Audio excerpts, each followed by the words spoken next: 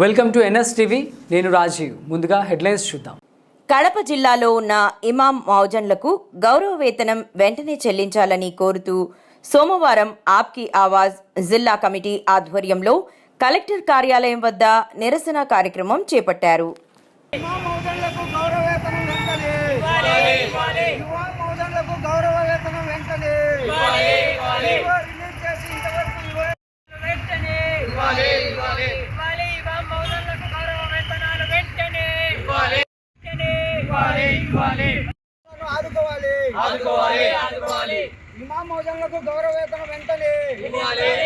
ఇమాం మౌజన్లకు గౌరవ వేతనం వెంటనే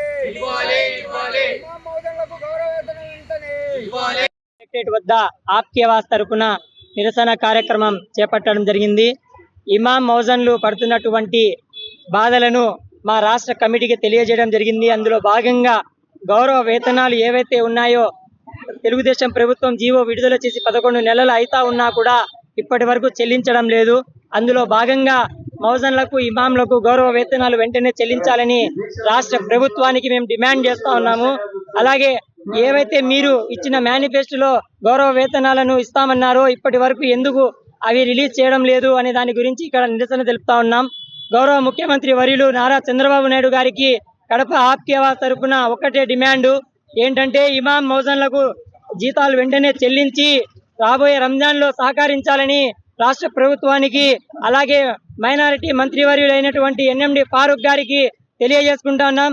అయ్యా ఎన్ఎండి ఫారూక్ గారు, మీరు A1 గ్రేడ్ తీసుకున్నారు కదా, ఈ సమస్యను మీరు ఎందుకని మీ రాష్ట్ర ముఖ్యమంత్రి వర్యులు కేబినెట్ దాకా తీసుకొని వెళ్ళడం లేదు? దయచేసి ముఖ్యమంత్రి వర్యుల దృష్టికి తీసుకొని వెళ్ళి వెంటనే ఇమాం మౌజన్లకు నిలిపివేయబడిన 11 నెలల నుంచి శాలరీస్ ని విడుదల చేయవాలని కోరుకుంటా ఉన్నాము. అలాగే మీరు ఈ రాబోయే రంజాన్ లో ముస్లింలకు పెద్దపీట వేయాలని కోరుకుంటా ఉన్నాం.